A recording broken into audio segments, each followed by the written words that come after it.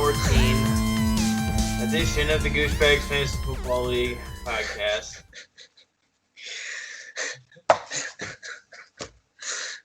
Yeah.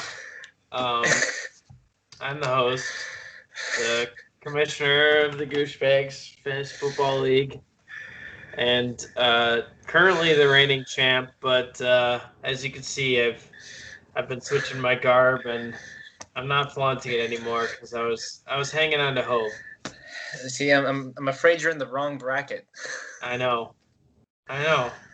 Yeah, if only I had been on the other side of that bracket, I would have had a chance. But anyways, as you guys can tell, I've got Benaiah on here with me, the champion of the 3-6 matchup in our fantasy football league playoffs. To be honest, I shouldn't even be that mad because I was against the 6-man playoff from the beginning, and I shouldn't have been in it at all. So, Benaiah, obviously you would have made it. You were the 3 seed. So yeah, I should have been the 1 seed, man. Should have been number 1. Yeah, I know. But, I felt I felt like I should have been the 1 seed, but the way my team played down the stretch here, I didn't have a chance against your monstrous team that's been going off here the last couple of weeks. Yeah, so. You know what? My team was red hot. We had the 4-game skid, and then the 1 loss to Buck, which was all my fault. That was all my fault. Yeah. And then it's just been W's from then. There you go. It was the injured wide receivers, man. That's what killed you at the beginning. Oh yeah. Well, I mean, they all had the same hamstring injury, which I think Devontae Parker also has one right now. He does now. Yes. Yeah. So that's a good transition. Devontae Parker pulled his hammy fortunately you didn't play him. I mean, fortunately for you, unfortunately for me, you didn't play him last week. But yeah, he got a hamstring injury pretty early on in the game, I think. I don't know if he did. How many? He only scored a couple points, didn't he? Yeah, it was nothing. Yeah. I don't remember what it was exactly. Let's take a look. Yeah. Oh yeah, 0. Literally 0 points. So there's that. Also, Deebo Samuel seems to be made of glass these days. He comes back for a game or two and then gets another soft tissue injury. So he's got hamstring injury as well. Also, I don't know if you guys watched that Lions-Packers game last week, but Matt Stafford kind of got crunched near the end of the game. I don't know, the guy's chest landed on Matthew Stafford's head, and he just kind of crunched into the ground. So I don't know exactly what's wrong with him, but he didn't finish the game. Chase Daniel came in, and they're saying he might not play again this week. So it's a possibility. Chase Daniel, legendary backup quarterback. Dude, Chase Daniel is living the life, man. He's got a massive contract for a backup quarterback, doesn't he? Yeah. He's making bank. We looked it up. I think he was one of the best ever at dollars per completion or something. Oh yeah, I remember that. I forgot what the number was, but yeah, it was just insane. He's living the life, man. Backup quarterback. Like Blue Mountain State. Backup quarterback is the life. That's right. Yeah. Alex Moran. But anyway, so Chase Daniel's number, his backup numbers are going to actually, his dollar efficiency is going to decline. Yeah, now, it's going to drop. He's going to lose the title to unless he completes Stanton or somebody. Unless he completes 0 passes. Yeah, that's possible. But highly unlikely. Anyways, the top scorer in the league this week, we have somebody who didn't even have a matchup, but set his lineup anyway because it's always set to the same 8 players the whole year, or 10 players, however many are in a lineup. Aaron, my tight end Ertz when Eifert, put up 147.66 fantasy points against nobody. So you had the largest win this week. You won by 147.66 fantasy points, so congratulations. I don't think that's ever been done in our history.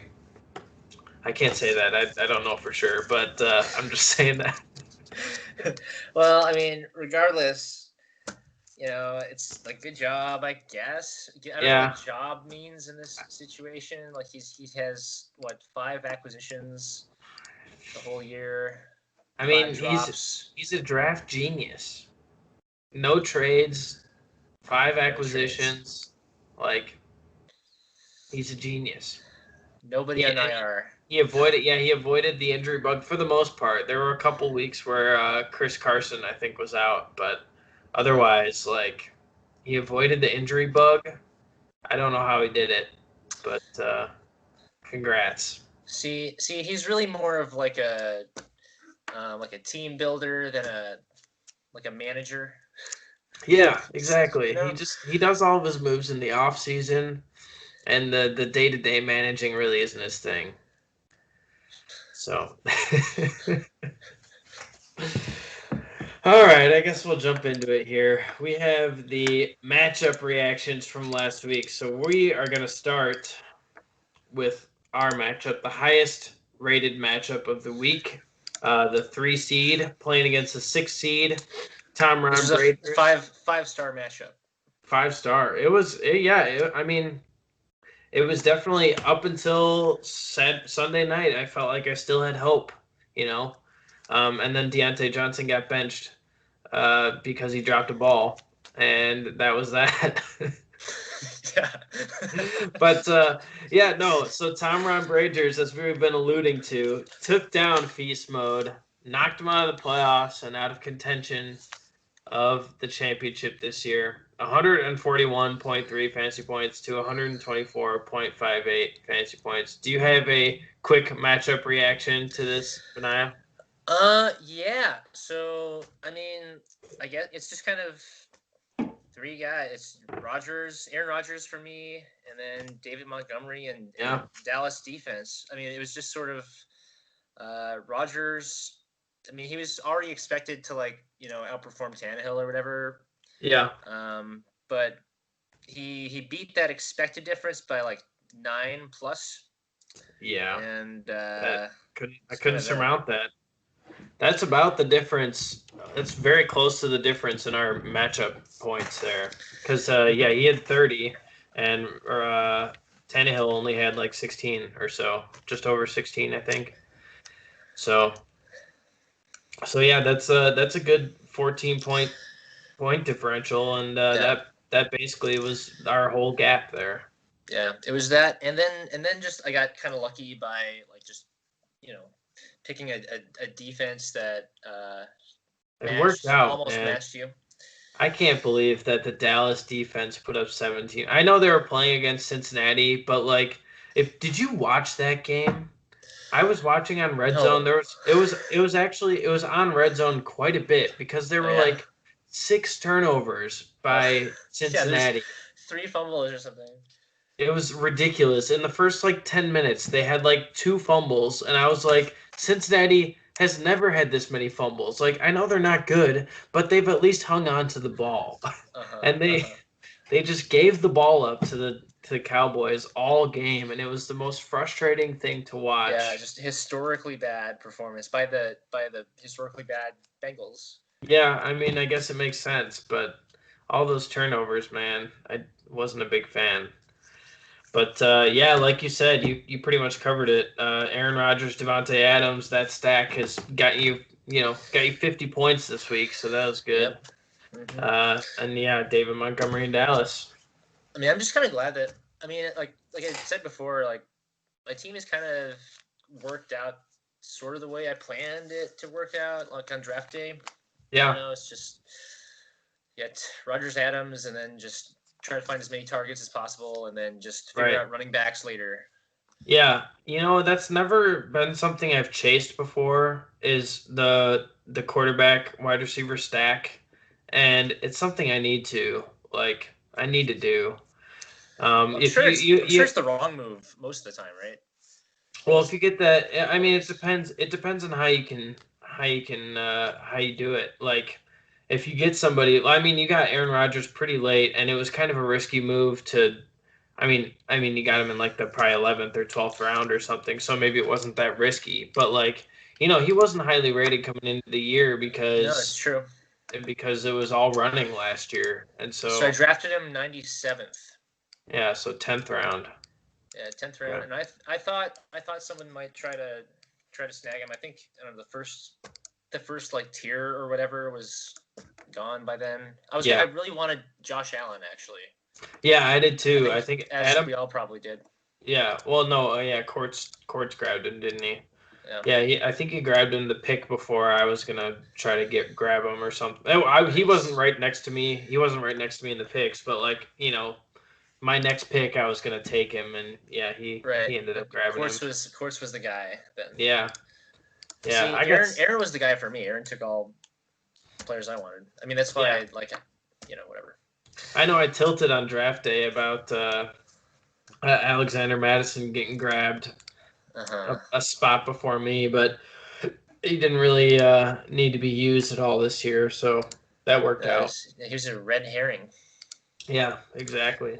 Yeah, that would have been a good question for somebody to ask earlier. Was like, what were the, in retrospect, what were the red herrings draft day 2019? Right. I could go back. Yeah, I could go back and look. I have the draft order still on my computer. I could go back and see who was taken. Retroactively, we could do like best value and like best, or like busts. I could tell you retroactively, George Kittle was a bad keeper. Yeah. He played like 4 games or 5 games, and then that was about it.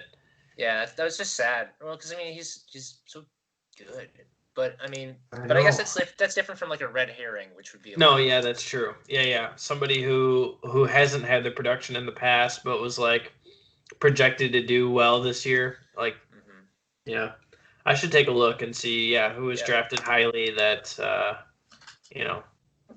that turned every out. Every time I ever picked Joe Mixon, he was probably a red herring. Yeah, Joe Mixon is. He was drafted first round this year. Yeah, he has since broken out, but he was bad this year. Yeah, I think he might have been a red herring actually. Clyde Edwards-Helaire. He was a red herring. Oh, you're right. That's a good one. That's a really good one. Yeah, I picked him over Alvin Kamara. Yeah. See, and I was skeptical about that, but I don't know. I think he had like that good like first game or whatever, and I was like, okay, they're gonna use him a lot, maybe. Right. Well, I thought so too, but also at the time of our draft, Alvin Kamara was still in negotiation talks. Yeah, and I didn't know if he was gonna miss some time, and then also he was having some back issues, like his back was hurting. So I was like, fuck, like he might just be injured and like may hold out. So I was really concerned about that, and also that's a real nightmare though. If you pick that guy and that happens. Right. Well, I basically got that with Clyde Edwards-Helaire. So I traded him. I got a good trade out of that. I traded him for Allen Robinson, and I got the better end of that. Because I knew these playoff matchups, which you have with David Montgomery. These playoff matchups are phenomenal for the Bears. So good. See, and he was already getting like every target. I know. Also, yeah, he was a player I was eyeing that I like. Yeah, no matter if it was Nick Foles or Trubisky. Trubisky obviously has been better for him, but both of them he's been solid. He hasn't been bad. So on my side, I just had for this matchup, I just had Allen Robinson who put up the 22.8, and then I started off the week strong. After Thursday, I was like, dude, I got this matchup in the bag. I had 20 points from my defense. I was like, oh, I'm riding high. Mm-hmm. And then Deontay Johnson finished it up with 6 fantasy points and a couple of drops, and he didn't play half the game because it sucks. I don't think you didn't really have a choice though. Yeah, no, I didn't at that point. I mean, I played the best. Like I wasn't even thinking about Robbie Anderson. People were talking about him because I knew DJ Moore was still going to be out, and Christian McCaffrey was still going to be out. And so they were saying that people were hyping up Robbie Anderson, but like the whole year he's been like under 10 fantasy points. Like most of the time. So I was just like, I cannot trust him to put up. I needed some upside, and I could not trust him to put up a big week. And I knew Deontay Johnson at least has upside. He can get those 20 to 25 fantasy points. He didn't do it, but he's got that opportunity. Yeah, I don't know about these Steelers, man. Not sure. Yeah, the last couple of weeks have kind of showed some cracks in their armor here. Yeah, well, I mean, the freaking what did Washington say? Like, yeah, Baltimore kind of showed us that, yeah, this is exactly how you defend them. Yeah. And then, yeah. Now everybody's gonna go back and watch that Ravens game and be like, hey, what did they do? And we're gonna do that. So yeah, well, we'll see. I mean, their defense has still been good, and I think they have a good matchup this week, don't they? Steelers. Yeah, well, they're playing the Bengals. Yeah. So, I mean, hopefully they can figure out how to run the ball. Yeah. And maybe get some turnovers. Right. I mean, that's basically a guarantee with the Bengals can't hang out of the football, but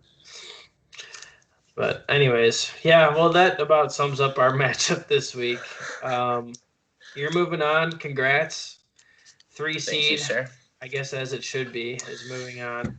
Yeah. Well, I mean, I gotta say, I was wrong about the 16 playoff structure. Yeah. And I'm glad we did it this way because the last 2 weeks of regular season. Yeah, they were good. Very intense. Yeah. I mean, it helped that we had like 4 teams at 7 or 5 teams at 7-5. So like, I guess it was 4.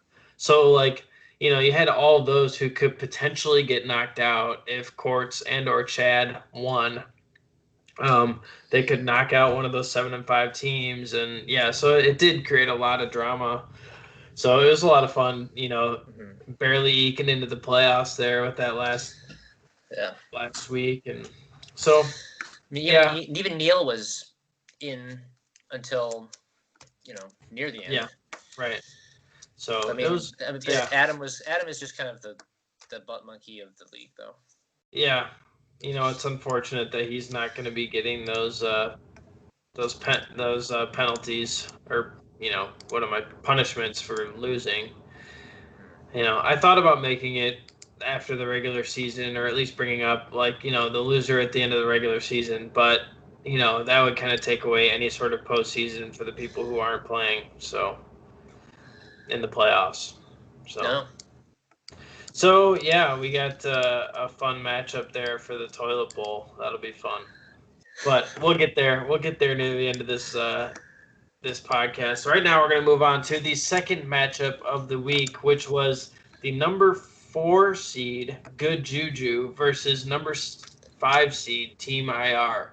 And Team IR barely took down Good Juju, 96.84 fantasy points to 95.96 fantasy points. This was, even though it wasn't super high scoring, it was a barn burner. And it came down to that last game, man. So that was a lot of fun. Yeah, well, we will see. I mean, it was, like I said, I put on the docket here, the losers bracket outscored you guys, like both of you. So you should feel ashamed that you guys made it to the playoffs and didn't score this, high amount of points. Then again, this is what I saw from Team IR all year. So, But right, no, we said it from the beginning. Metzler's team is terrible. Yeah, it's not good. But I mean, now he's got Nick Chubb back, and so he's like, decent or something.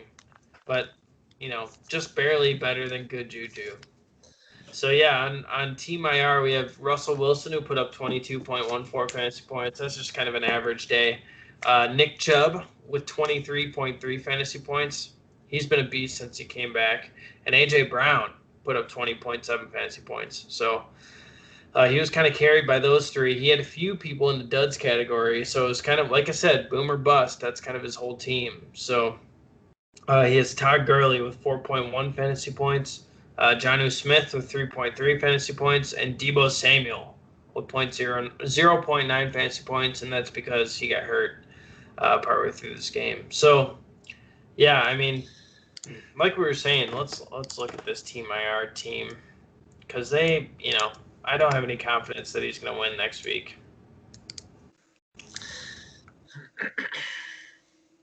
Yeah, I mean, he does have Michael Thomas. He traded for Michael Thomas a few weeks ago.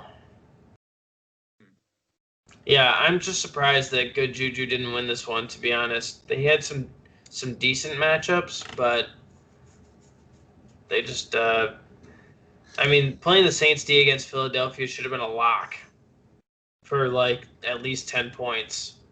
But somehow they put up -1, and that's really what killed you. Hey, actually, yeah, if you wouldn't have played a defense, you would have won. Yeah, that's the saddest I just realized that. Wow. That's amazing. So, Ryo. Or, I mean, well, it's that. And his kicker got 1 point, but it's just one extra point. There's no missed. But he had a different kicker on his bench. If you could put Jake Elliott in. Oh. Philadelphia kicker. He would have 5 more points. To be honest, I know Houston's offense has been okay, but they were playing against Chicago. I guess Philadelphia's offense has been a dumpster fire until Jalen Hurts came in as quarterback. So, that's kind of a tough decision. See, I'm just glad that I'm not in a position to have Tyler Boyd as my flex. That's true.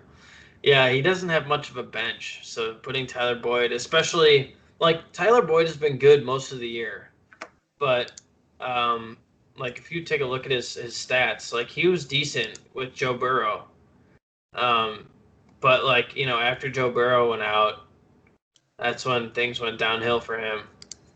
Yeah. So he had consistently been getting at least more than 4 receptions in all of his games until Joe Burrow went out. Mm-hmm. So he's been not killing it. When he had his down games, he wasn't killing your week, and then he had some decent upside in the high teens. So he was just kind of a consistent wide receiver too for you most of the year.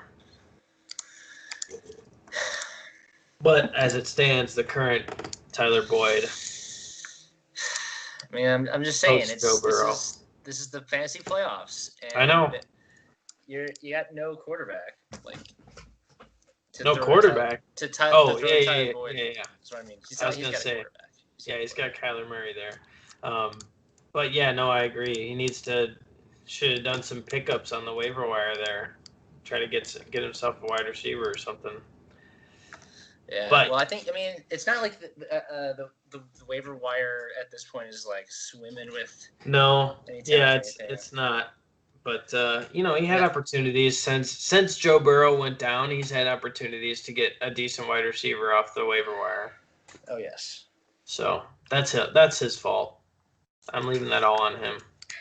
So yeah, Good Juju, like we were saying, didn't really have. He just kind of had mediocre games from everybody. He Alvin Kamara finally put up a decent week. He had almost 19 fantasy points.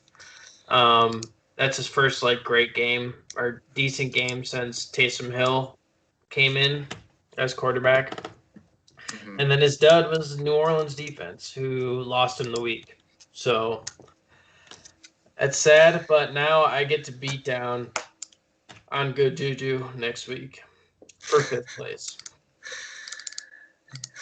I'm gonna parade 5th place around in everybody's face when I win next week, just so everybody knows. 5th place in the 6-man playoff format. Exactly. In a league of 10. Yes. Hey, nope, I didn't even make top half. Yeah, I did. Top half would be 5th place, just barely. That's about all I had to say about that matchup. That wasn't a very exciting matchup. Even though it was tight, it wasn't very exciting. Not too many high scorers in that week or in this matchup. Just tragedy. Yeah. All right. I don't think we gotta remember that forever though. We keep track of that. No one since Ryo has lost a playoff game by playing a defense. We'll write that down and we'll keep it forever. Yeah, we gotta build up those random ass stats that the NFL does. Yeah. Nobody's had 3 touchdowns in the second half after, or nobody's come back from injury and thrown 2 touchdowns since I don't know, just like those when it's been raining in you know on a Wednesday afternoon since blah blah blah. Like those super specific stats that the NFL comes up with.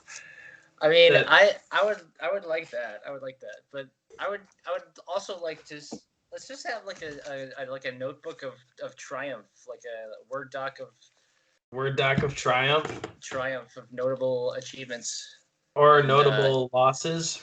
Yeah, or yeah. We'll have two Word documents. I'm starting it right now, Benaiah. This is live. Oh, yeah.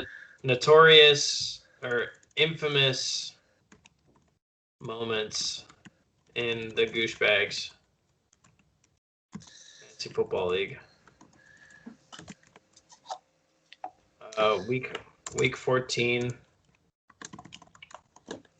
of 2020. Not Benaiah. Ryo loses because he plays the defense. All right. There we go. That is moment number 1 on our infamous moment. We can workshop the title of this document, but right now it's infamous moments in the Gooshbagz Fantasy Football League. Okay, all right. I'm okay with that as a placeholder. It's a working title. But yeah, sucks to be Ryo. Yeah, so there you go, Ryo. I keep staring at the final score. Yeah. First, congratulations, Ryo. You got the first infamous moment in the Gooshbagz Fantasy Football League that has been recorded on the infamous moments in the Gooshbagz Fantasy Football League. We'll work on that. Anyways, matchup number 3 of round 1 of the playoffs, or the loser playoffs, matchup number 1. We have the 7 seed Scary Can Go Pound Sand versus the Breeze Knees. And in a stunning upset and in his back-to-back victory against Andrew Quartz's atrocious team, we have the Breeze Knees, who put up 106.48 fantasy points to Scary Terry's 87.42 fantasy points. How do you feel about this, Benaiah? That our previous champion of many years. That's right. Mission the last 2 weeks by the last place person in our league. That's right. It was a real joy for me, actually. I really enjoyed watching the league's butt monkey beat down the multiple champion. I love it. Yeah, it's good. It's a good year. I mean, people might say that the Scary Terrys, or Quartz's team, maybe it's because he named his team the Scary Terrys to try to pull some of that karma from me. Championship energy. Exactly. Or maybe it's because he's just shoved it in our face so often that he has been the champion so many times in this league that it feels good to take him down, everyone. Take him down another peg every once in a while. He's just so good at everything he does. It's good to know that he sucks at fantasy football this year.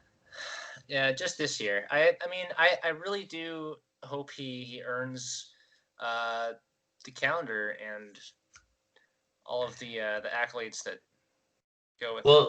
Then we would be guaranteed to get a calendar, because I'm not sure if anybody else would be willing to do the calendar from the way we've been talking about it the last week or so. Right. But it's a little bit hot right now to even mention the calendar. It is. That's a hot take, but I'm proud of you for bringing it up, even though you're avidly against it.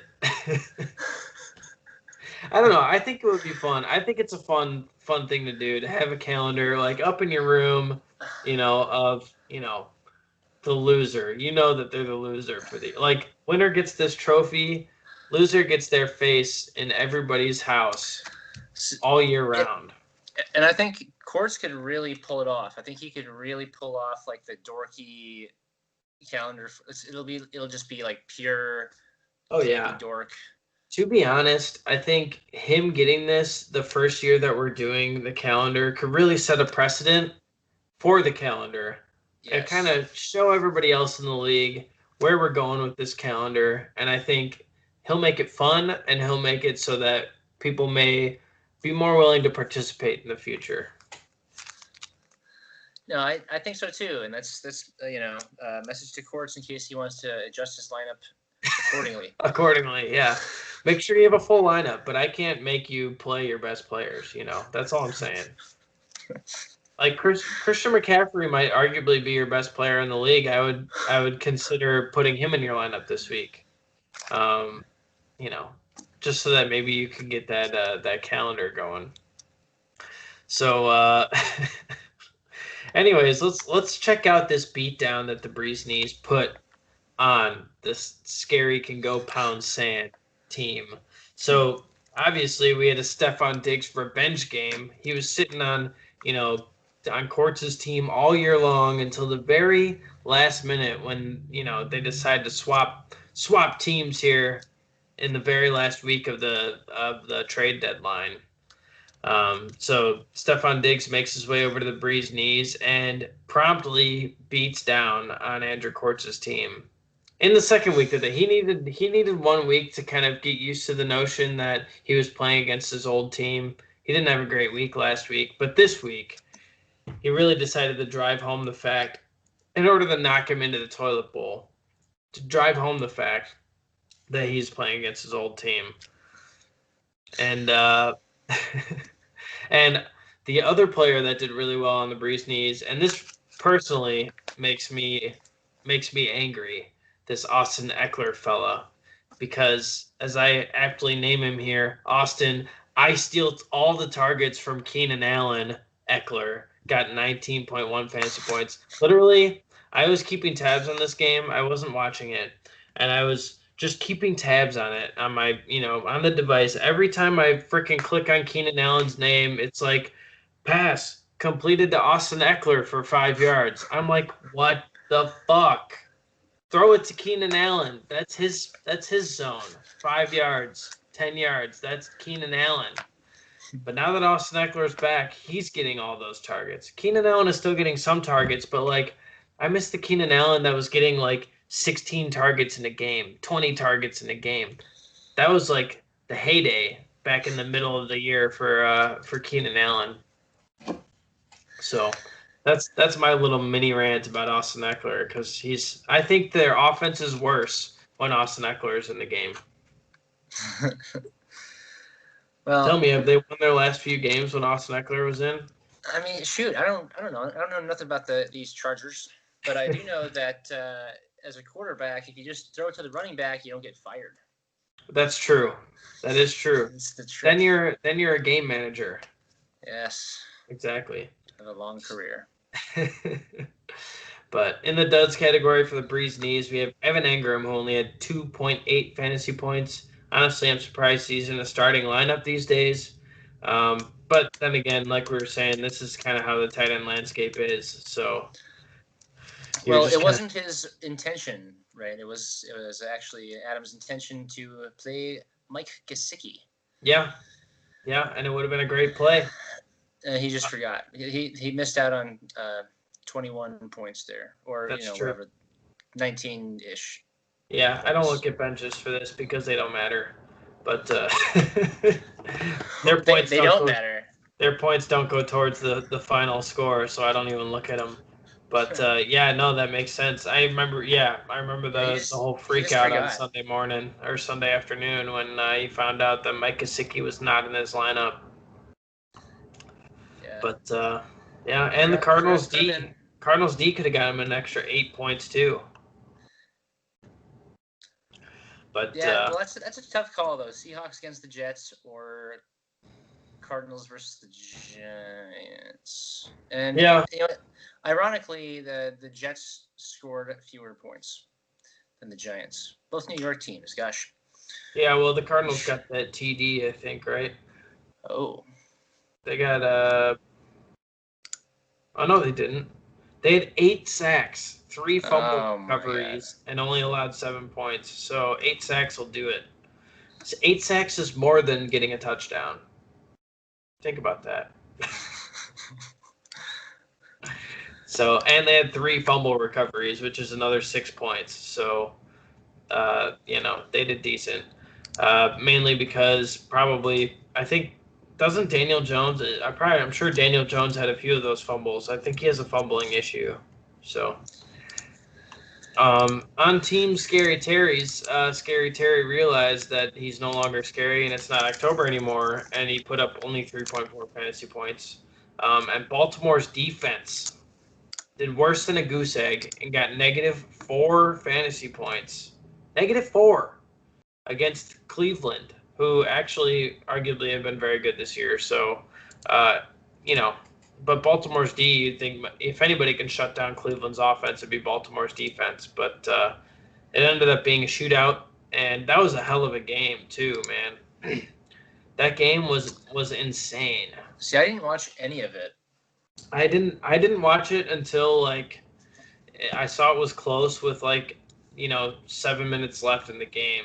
Then I put it up on my phone. I was like, I gotta check this out because it's getting close, and Cleveland's actually putting up a fight. So that was a hell of an ending. But yeah, no, it was a way better than that game should have been. It was great. Well, it's just Tucker. Did he miss a field goal or something during it, or Yeah, he missed. Yeah, he missed. It was an extra point or a field goal. He missed something. He missed. Yeah, he missed an extra point, I think, early on, and then he hit a 50 whatever yarder at the end of the game to win it. It was 55. Yeah. And then the safety at the end of the game. Did you see that play at least? No. It was just one of those scramble it's like a lateral thing. Yeah, the lateral thing. They kept going farther and farther back because they couldn't get any positive yards after their laterals, and they ended up back in the end zone and then just got tackled. Oh my god.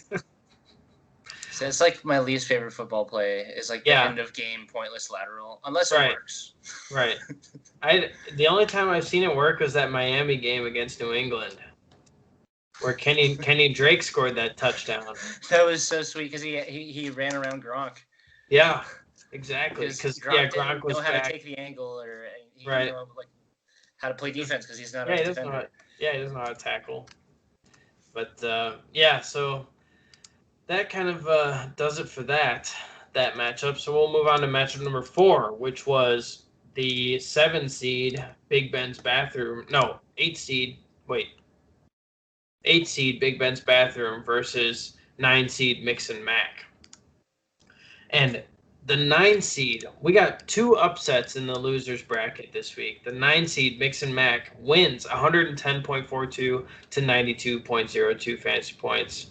And it was mainly on the back of 2 massive weeks from Lamar Jackson, who had 34.92 fantasy points, and Jonathan Taylor with 29.5 fantasy points. And Lamar Jackson, also, here's another tidbit from that game. I don't know if you heard about this, but he went out halfway through or partway through the game with cramps, I guess. Mm-hmm. People were saying he's taking a crap on the sideline or in the tunnel or something. Uh-huh. But he waddled his way back out onto the field and immediately threw a touchdown on a 4th and 10 or something to Marquise. Oh my god! Yeah, it was insane, and they just. That was kind of a turning point in the game, I think. But, I mean, they both looked really good. In the duds category for Mix and Mac, we had James Conner with 1.8 fantasy points. Corey Davis only put up 2.9 fantasy points because all of Tennessee's offense was Derrick Henry last week.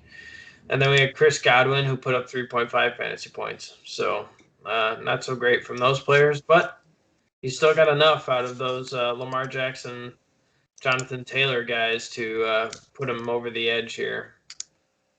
On Big Ben's Bathroom, we have Tyreek Hill, who put up 24.6 fantasy points. He was a stud this week. In the duds category, he didn't play, or he played Myles Gaskin, who tested positive for COVID on Saturday. So that sucked. And then Carolina's defense only had 1 fantasy points. So 1 fantasy point, singular. So, yeah, that was fun.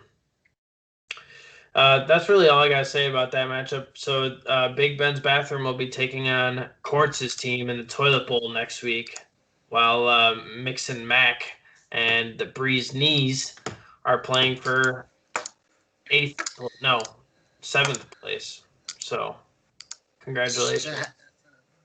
Jason, how would you feel if you were starting T. Higgins, not as a flex, as a wide receiver, like as your starting wide receiver, T. Higgins? Yeah, I mean, like we were saying, it's another Cincinnati. I think, though, T. Higgins has a higher percentage chance of getting a touchdown than Tyler Boyd does. But I wouldn't feel good about it either way. I would have played, I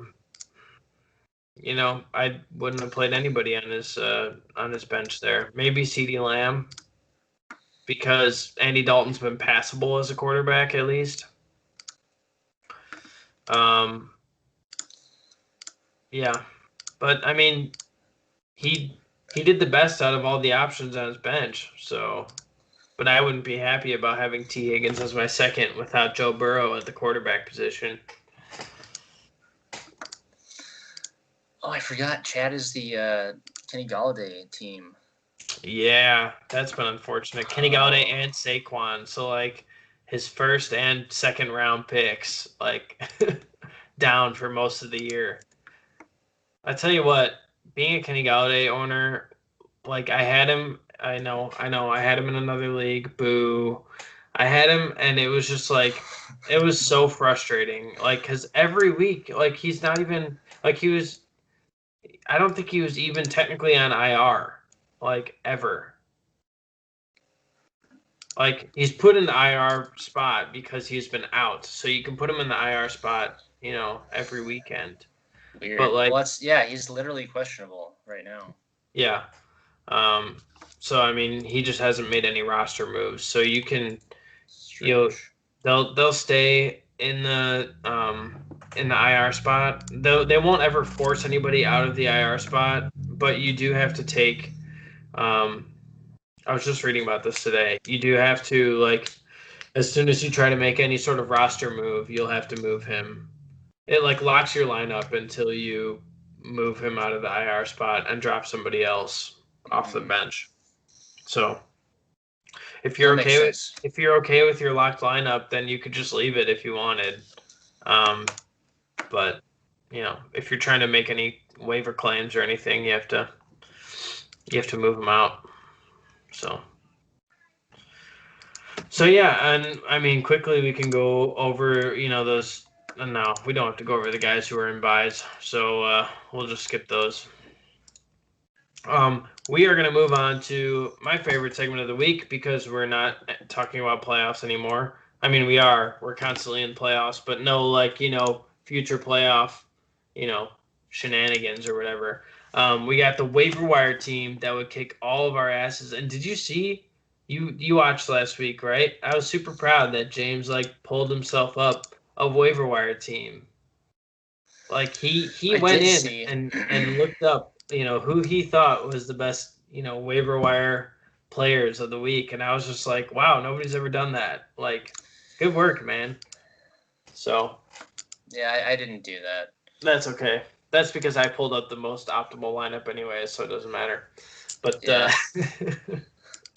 I could have picked, like, a team maybe I would have picked up, but then I would have for sure lost.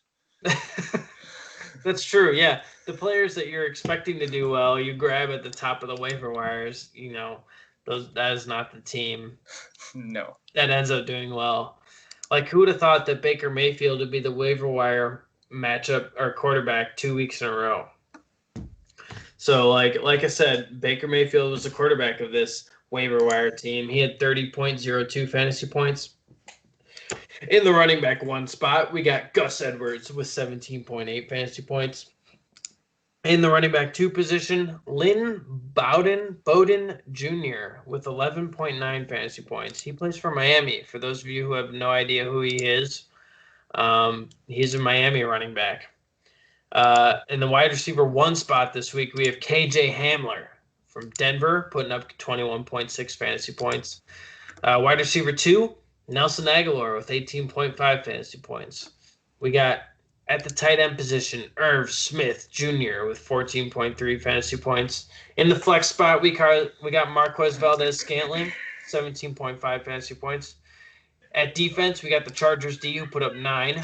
And in the kicker spot, we have Rodrigo Blankenship with 14 fantasy points. So overall, I thought I added this up wrong because this just seems low for all those points. But this team would have scored you 154.62 fantasy points, which would have been enough for the win this week. So the waivers are 12-2 for the year.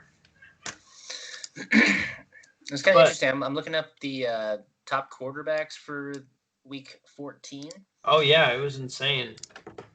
Yeah, well, yeah, so Lamar Jackson, then Aaron Rodgers, but then the next four, Baker Mayfield, then you got Tua, Drew Lock, and then Mitchell Trubisky. All of those. Yeah, on waivers. Available.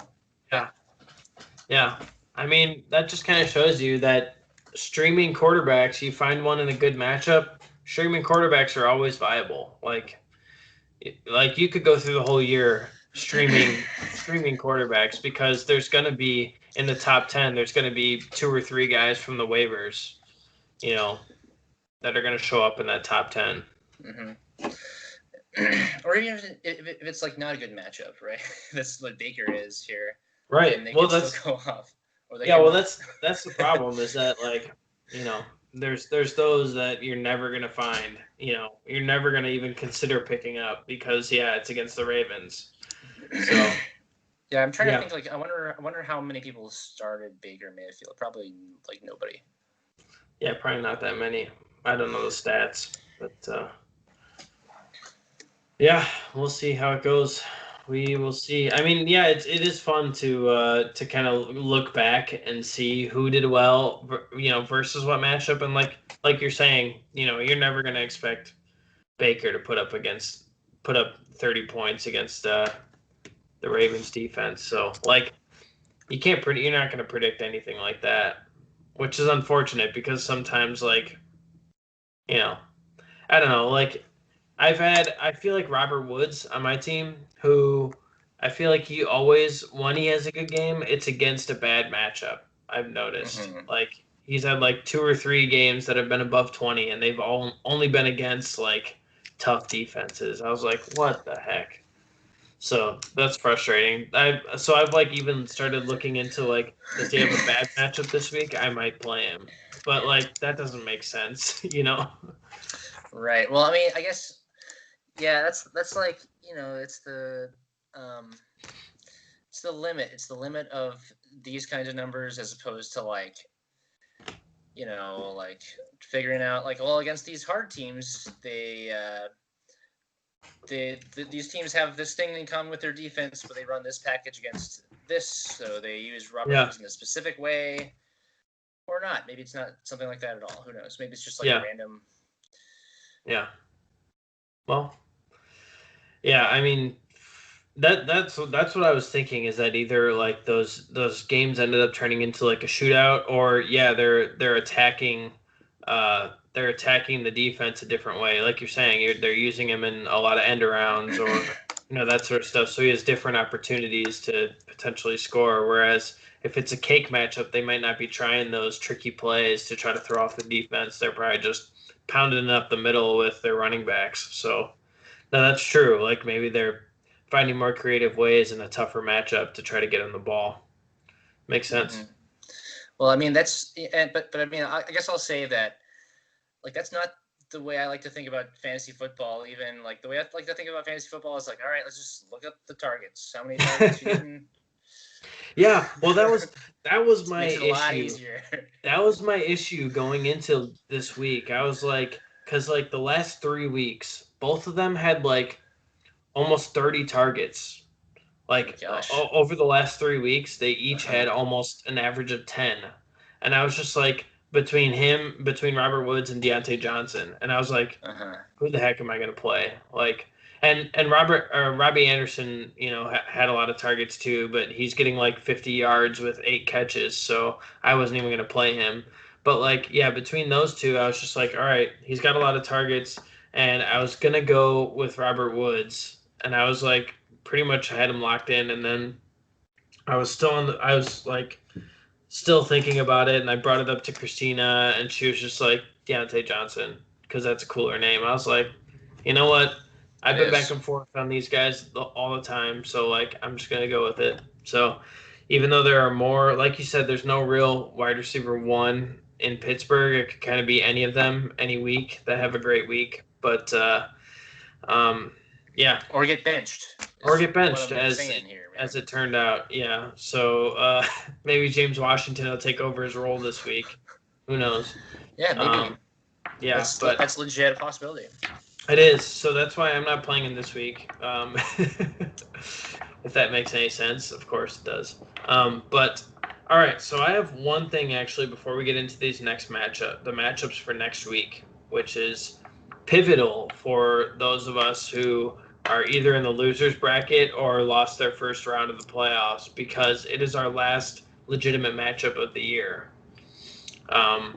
Number two, I found this. So I don't know if you, Benaiah, specifically are interested in like rankings or like doing your own rankings or anything of that nature. I know you're into statistics a little bit, but like, So I don't I I don't do my own rankings. I just look at like whatever like the average rankings people are thinking, right. and So a little known fact about me, I attempted to start my own rankings and I got about like 10 players in and I was like, this is way too many stats to just like to throw. Like I was freaking putting last year's stats on a spreadsheet and I oh was no. like for all players and I was just like this is going to be way too much to like even. So on Reddit like a couple weeks ago I found this guy who posted on the fantasy football subreddit and he was talking about this app that like amateurs can use to just like do rankings. And so this is really cool. It's called Rank Up, RANC Up, and it basically has like when you load in. I don't know if you can see this, but when you load into the app, it has the consensus rankings already, Uh-huh. and you can just go in and change where you think they're going to be. So you can have your own rankings, and it has all the stats and everything for you already, and you can just like move people around. That's cool. Yeah, so that's something I found, and I've been kind of messing around with and trying to. The one thing that's not because it's kind of beta. It's like this guy who just like put it all together and was throwing it out to the fantasy football, subreddit and being like, hey, check this out. I just made this. Like, you know, I think it's neat. So it's just a bunch of like amateur people ranking things, and So that but could be a it's good like wisdom of the the crowd the general source public. Yeah. thing. That's what I was thinking too. So I think it's really neat. And the only thing the thing that's not on there is it would be really cool. While it's neat to have like the amateur's perspective on it. It would be really cool to be able to like compare yourself to like professional rankers as well. I haven't Mhm. seen that on here, but it would be really neat to like have your rankings that you had last week and just kind of compare those to how the top guys did and just kind of see where you Nice. are. I mean, you probably end up getting like beat down by all these professional rankers, Well, but I would like, hope so, but hey, you never know. I yeah, mean, we that's got. true. You ever read Nudge? I don't have my copy. I gave it to my Ted, but No, I I mean, haven't. well, one of the kind of funny premises in this book is like it's about like hedge fund managers and how there are so many hedge funds and so many hedge fund managers. Yeah. That if you are a hedge fund manager, there's no real good way to know whether or not you've just been getting lucky this whole time. Yeah. Yeah. And I mean, some guys have like massive streaks of like beating the index and whatever, but Right. like, they come to an end, and right. eventually, They always do. yeah. That makes sense. But I think it would be maybe interesting, maybe a little bit fun to do my own personal rankings. It's like, all right, AB number 1. Right. Oh yeah, of course. Tampa Bay Buccaneers, Antonio Brown, wide receiver 1. But but no, it's kind of interesting to just kind of mess around and be like, the way I've been looking at it, I just did it earlier today. I did my rankings for this week, and it didn't take long because it has the general consensus, so everybody's about where they're going to be in my rankings. But like, you're moving certain players up and down a few spots or whatever, so like, it's really interesting. I basically, the way I've been thinking about it is, would I play this player over this player, and that's basically how I'm throwing them in. I'm not doing any like sort of statistics or it's all on a gut feeling. Would I play this person over this person this week, essentially? So yeah, I think there's. I mean, I definitely.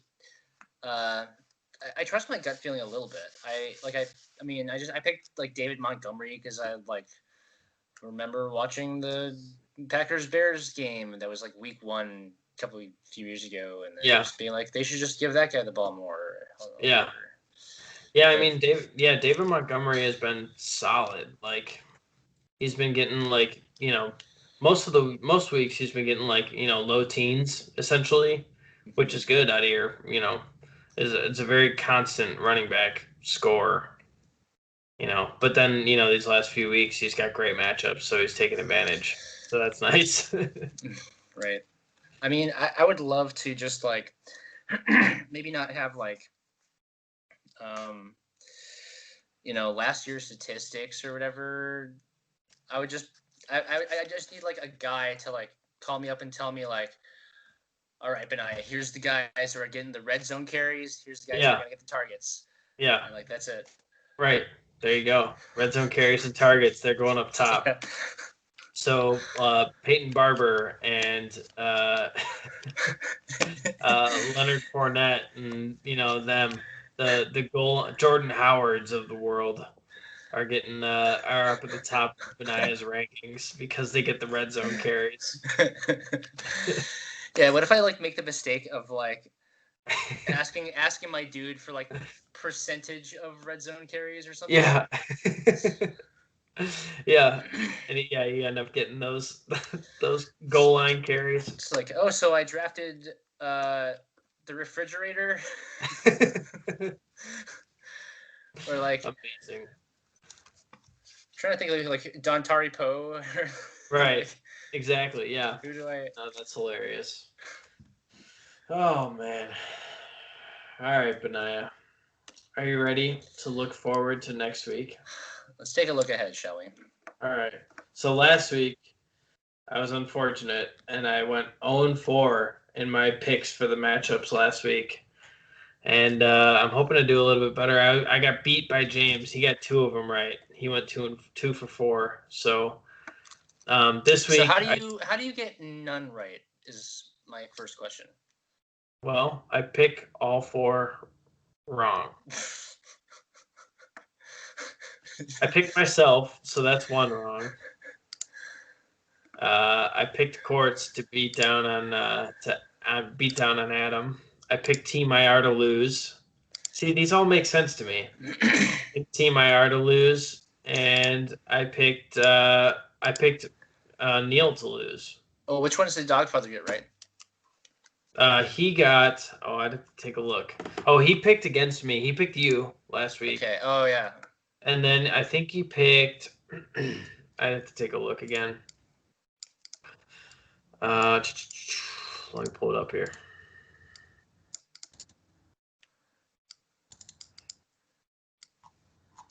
He picked He picked Adam to win again. Oh, I was thinking like if you picked Adam, he's amazing. He is. He's amazing. Picked Adam to win again. Man. But then again, I was talking up Adam's team last week because like he actually made some good moves at the end of the year to like get him a solid team. Crazily somehow. He's like a trade wizard. I think he just wears people down with offers, and then just like they're just like, all right, fine. They just say, all right, yes, eventually. Exactly. See, I shot down all of Adam's offers this year because they were just insane. He was asking for like a wide receiver 2 for Alexander Madison. I was like, no, I'm not giving you any of these wide receivers for Alexander Madison. I would give you, I realize that he probably is worth more to me than he is to anybody else in the league, but like, I'm not paying that much for Alexander Madison. So otherwise, after that, he kind of stopped trying to trade with me, I think. So. See, I'm still not sure. I mean, I guess we got to keep track of. Well, maybe it doesn't matter so much before we know the keepers or whatever, but I think we got to keep track of the Justin Jefferson trade. Yeah. See if Courts sends up. Well, I mean, I don't know. Is Courts even in a position to keep Jefferson? Because I might. So. I would keep Jefferson, but let's take a look. Also, this is getting like way ahead of. That's true. Yeah, but that's okay. Yeah, I mean, he wouldn't keep Terry McLaurin, and I mean Brandon Ayuk or Chase Claypool are also potentials. Ayuk's been decent when Deebo Samuel's not playing. Like he's been pretty good. The last 5 weeks that Brandon Ayuk has played has been all over 15 or 14 fantasy points. Oh wow, I didn't know that. Yeah. Yeah, I guess Chase Claypool hasn't been as good recently, but so he's probably not in the keeper. Yeah, I mean to be honest, I'd probably keep Justin Jefferson if I was him. And then probably I don't know if you keep CMC. Maybe he'll let CMC go after this year. I would keep CMC if I'm him, but I have to pretend to encourage him to not. Yeah, it does. It would take his number one, like his first round pick again this year. So I don't know.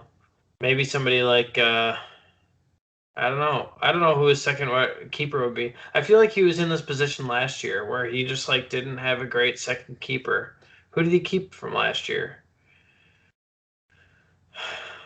Christian McCaffrey, obviously, but I was trying to think of the wide receiver that he kept. Or if it was I forgot who he kept. I don't know. I'd take a look again. But yeah, I guess if I were him, I would keep Justin Jefferson and maybe CMC or I don't know, Josh Allen maybe.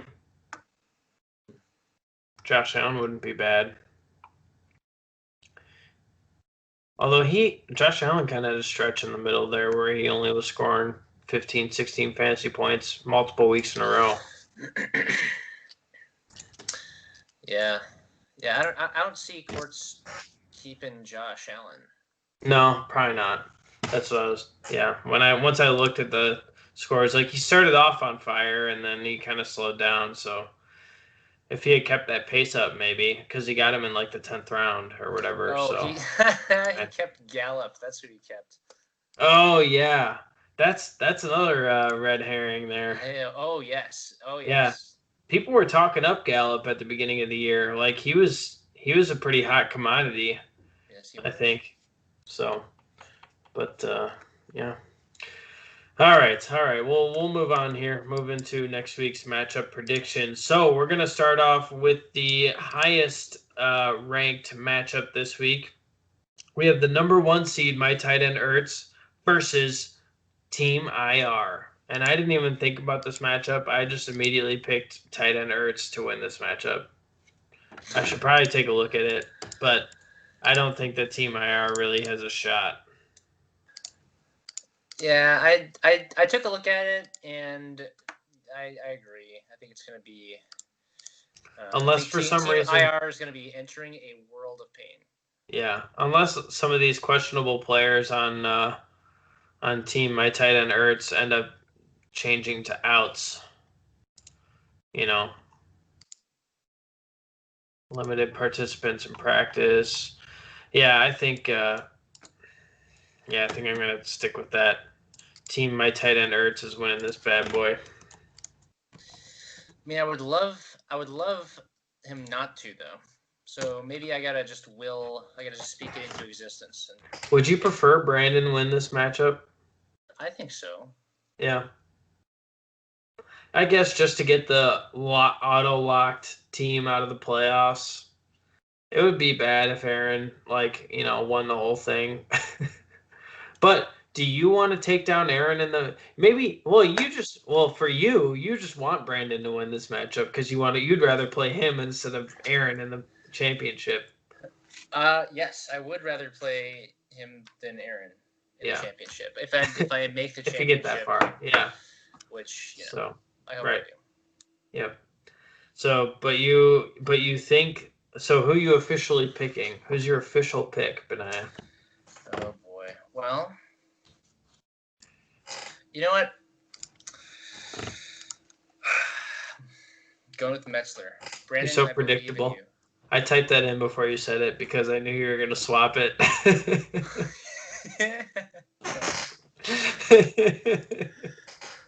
There you go. You believe in Metzler, and this way, if we're both picking the same stuff, one of us isn't going to win our, prized head-to-head.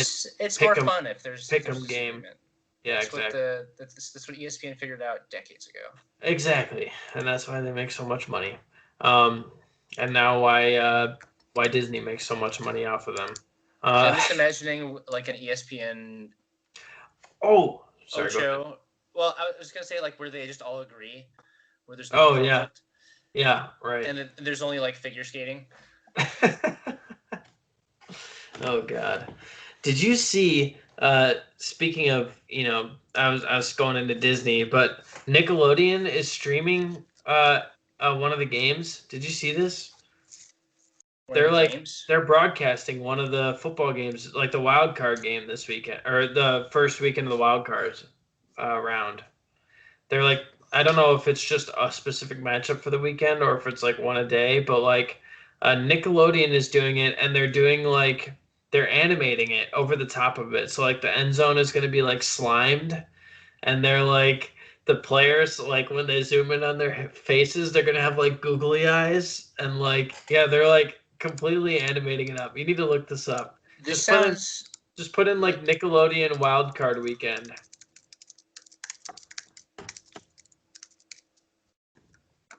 Oh my God, it's real. That's crazy. Yeah. Slime and effect. Well, yeah, I'm in. Sure. You're gonna watch it on Nickelodeon? I'm a millennial. I have to. Yeah, it's insane. We'll have to see, man. We'll have to see how that goes. But I don't have Nickelodeon. I'll have to stream Nickelodeon for that game. Doesn't it look crazy?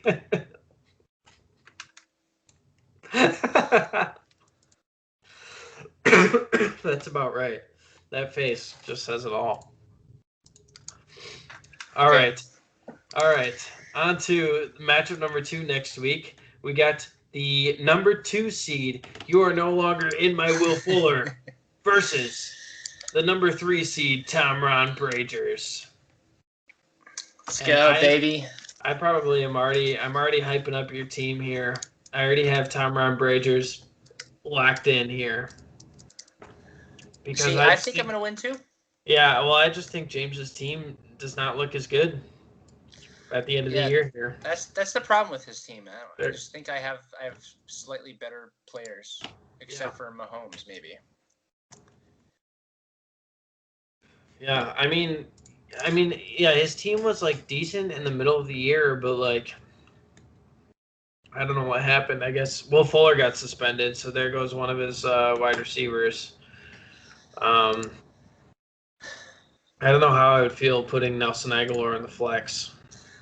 Yeah, we got Cole Beasley in there as well. Dude, yeah, well, Cole Beasley's been a beast, but now I guess he didn't have a great last week. But uh, John Brown is coming back too, I think, this week. So Oh, it's going to be another target in Buffalo, and Cole Beasley's going to be. Gosh, yeah, James is toast. God, no, if I were him, I would be putting in T.Y. Hilton because T.Y. Hilton he's been lights going up off. Houston. Yeah, he's been crazy the last 3 weeks. And he just lit up Houston. He just did it. 8 catches for 110 yards and a touchdown 2 weeks ago. 2 weeks ago. So I would put in T.Y. Hilton over Cole Beasley, but fortunately for you, he doesn't listen to this podcast too much, so you might have a chance to sneak away with a victory while T.Y. Hilton goes off on his bench. Yeah, well, I got my own wide receiver problem to think about. I got Jones, who might not play. Yeah. But I mean, I don't know. I got Cooper. Yeah, I'm not that worried. Yeah. Yeah, he's a solid fill-in for sure. I wouldn't be concerned. And then you got Young Hoi Koo, who puts up 10 points a week at least. So he's basically a third wide receiver for you. Yeah, and just my pickup after James dropped him. I know, revenge game for Young Hoi Koo. Yeah, my he's playing against Tampa brother. Bay. Yeah, and you're so right about Atlanta only kicking field goals, and I mean it's basically I got the Jones Koo stack. Exactly. Yeah, Jones will get him to about the 30-yard line, and then they'll kick a field goal. So yeah, I mean they have a terrible red zone offense. So that's a perfect team. Like they have a high-powered offense, but it's terrible in the red zone. So it's going to be, it's perfect for a kicker. Yeah, who has? I think who has Gurley? It's got to be a non-playoff team, right? I thought I don't know. Did somebody pick him up after you dropped him? Oh, Gurley. I'm sorry. Gurley was no, it's not a non-playoff team, I don't think. It's oh, it's Team IR. It's Brandon. Yeah, Team IR. Yeah, that's right. Yeah, well, Gurley, I mean, they have terrible matchups here at the second half of the year. And they the podcast I was listening to, they were telling you after they played Carolina to just try to get rid of him as much as possible. He's been because Denver, New Orleans, and then Las Vegas is a decent matchup, but then New Orleans again. The Chargers were good earlier in the year. Tampa Bay, Kansas City, Tampa Bay. It's a terrible second half matchup for running backs. Yeah, so. Yeah, they were just shouting to get rid of him in the second half of the year. I bet you if in the the middle of the year during my I don't know when I was really hurting for running backs, I bet you he could have traded Gurley to me. Yeah, I bet so. He was doing well. He was looking good at. He was scoring touchdowns. He had a few touchdowns in the middle of the year. Yeah, he had weeks 7, 8, and 9. He had 2, 1, and 1 touchdowns. He didn't have great totals, but it was a solid running back too. Numbers getting you consistently 10 or more points. So, but he was kind of a touchdown or bust running back essentially. Mm-hmm. Oh, I'm sorry. All right, so we got you locked into. In the winner's circle here for next week. And now the most important matchup for next week, the matchup for 5th place. The winner of this gets the yellow ribbon for 5th place. Even it might be a figurative ribbon because I don't win any money for this, so I can't put any money into it. So 5th place, Feast Mode versus Good Juju. Let's take a look here. I obviously have already picked myself, but let's take a look at the actual matchup. I do have quite a few people questionable here. What happened to Robert Woods? Robert Woods' thigh didn't partake in Wednesday practice as a precautionary measure, so that should be okay. James Robinson, he was saying he was just a knee issue, limited participant. He's okay. And Keenan Allen tweaked a hamstring or something, so hopefully he can play. But I'll be able to swap him out if need be, because his is a Thursday night game. So.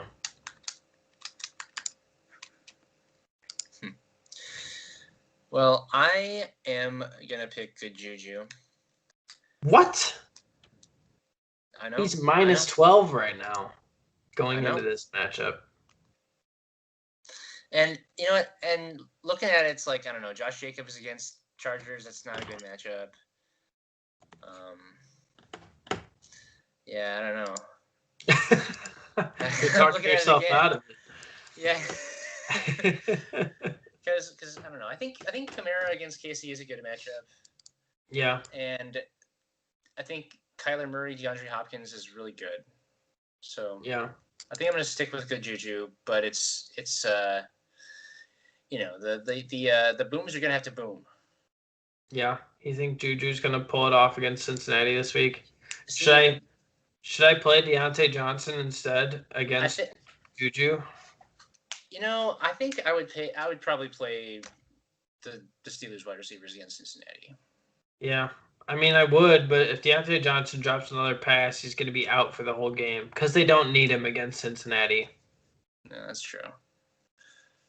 So I'm not playing him unless it's absolutely necessary. Yeah, I don't know, man. You're sticking with good juju? You're locking it in? He's got the Saints D here against Kansas City. Yeah, well, he's not going to, though. That's what you think. Yeah, of course. Or is he? I would hope he doesn't. He would have picked one up by now. Maybe I'll just go pick up all the good defenses this week. If you can spot them. You know what? I think he probably could, though. I mean, I think usually the best defenses are pretty much snatched. Yeah. Maybe I'll do it. Well, yeah, I don't know. I can drop Cam Newton. I could drop DJ Chark. See, what you're gonna do is you're gonna end up Benaiah-ing yourself. Probably. I'll have a defense on my bench. Yeah. A defense on my bench that's better. Or yeah, he'll pick up a mediocre looking defense and they'll end up scoring 20 points. Is that what you're saying? Yeah, because I straight up was trying to defense cheat you in that championship last year. I don't remember what exactly the situation was, but it literally it kind of cost me. You spent a lot of money on. I mean, it was the last week of the year, so I think you spent your remaining budget on like the top defense for that week. And then I grabbed the second best defense. That was because and now it was over. But I mean, he's got Tyler Boyd in the flex, my man. Yeah, it's true. He still has Tyler Boyd in the flex, which I hate. All right, I won't try to convince you because this is a lock for me. So I'm gonna win this one over you. So that'll be good. On to matchup number 4. See, I don't think James Robinson against Baltimore is good. You know, I think probably Robert Woods that's probably good. I don't know about Keenan Allen. He might not even play. Whatever. I think I'm gonna stick with him. Go ahead. With stick with your guns. Yeah, do it. Do it. I might be swapping my quarterback here. I don't know. Yeah. Ryan Tannehill against Detroit. I think that's going to be a Derrick Henry game. It looks like a good matchup on paper, but you know, if Derrick Henry can go off, he will go off, and then they won't need Ryan Tannehill this week. So it's Cam time, is what you're saying? I don't think so. Oh, okay. I'm not playing Cam, especially against Miami's defense, who's good. Miami's defense is fantastic. So we're gonna have to maybe I'll swoop on over to the waiver wire and see what I can find. But But yeah, I am picking myself, and you are picking against me, and I'm gonna win that. So yeah, have fun starting Baker. I'll glory play Baker Mayfield for 5th place in our league. All right, on to the last matchup of the week. We have we have 5 matchups next week. Never mind. So matchup number 4 for 7th place. We have the number 10 seed. I guess no, I should go with the number. Was Mix and Mac 8 seed? Wait, yeah, was he 8 seed? Yeah, no, 9 seed. The 9 seed Mix and Mac versus the 10 seed the Breeze Knees. And I have the wrong team in here that I picked. I put I haven't even looked at this game. Let's take a look. Oh man, it's 108.8 projected total. Oh my gosh. Yeah. Well, he has DJ Moore in, and who is currently out. But he's projected for points, so is he supposed to be back? Yeah, I guess he's expected to be back. But it's against Green Bay, whose passing defense has been really good. Well, I'm probably going to pick. Shoot. Well, I don't know then. I think Mix and Mac on first glance. I think James Conner might score. Jonathan Taylor coming off the big game. Yeah, he's got really good matchups there. Lamar Jackson coming off the big game. Yeah. Against Jacksonville. Yeah. Another wide receiver, Cooper Kupp against the Jets. They're probably going to be passing. Yeah, he's got really good matchups. So I'm gonna also go with Mix and Mac actually. Yeah. Adam's team kind of has crappy matchups, except for Evan Engram, who sucks. So. See, I don't know why. I don't know. He's like Evan Engram is like one of those like small tight ends. And I'm a fan of a team that really doesn't like the small tight end. They just hate the idea of the small tight end so much. Yeah. They will never draft one ever. Right. And they don't care if he runs 4.2. They're never going to draft a small tight end. I mean, it makes sense because a tight end's job is to block and to catch passes and to be a mismatch for defensive backs because they're big. Like, you can get another wide receiver at tight end all you want, but that's not gonna that's not gonna help your team seal the edge or anything. Right, exactly. So I agree with you and your team that you follow. The big tight ends are the way to go, like Big Robert Tonyan. I mean, it is kind of fun sometimes. I think it was Ingram I was watching in that I don't know what game it was or whatever, but it's like, yeah, just pay attention when small tight ends are trying to block. It doesn't work. Yeah, for sure. It's like, wait a minute, this is a wide receiver. He's just lining up essentially in a certain spot. Yeah, exactly. So, yeah, I mean, they can be as athletic as you want, but if they just don't have the size to try to block those linemen, they're gonna have a tough time. So. All right, on to potentially the biggest matchup of the week. Because, the championship bracket is fine, but it's not the championship right now. It's the semifinals. This is ultimate right here. This is the toilet bowl. Bowl. You only get one flush. One flush. Loser gets the coveted license plate frame for a year, telling everybody in the world how much you suck at fantasy football. And also, they get to take 12 pictures so that a calendar can be made of your beautiful mug for everybody in the league to see for 2021, all of 2021. So this is big time. We have the number 7 seed, Scary Can Go Pound Sand, versus Big Ben's Bathroom. So Benaiah. Right now, this is projected to be a beatdown. Yes, and I think it probably. I don't know if it'll So It I don't know probably if it's will. going to be close or a beatdown, but I probably think that the Scary Andrews are going to win just because I they agree have better because they have better players, and yeah. that's how you win. Well, I think Miles Gaskin, he got COVID, right? And he got COVID on Saturday, so I don't think he can play this week. Oh. So Miles Gaskin might be out. Clyde Edwards-Helaire against New Orleans probably won't be good. T. Higgins in your wide receiver slot.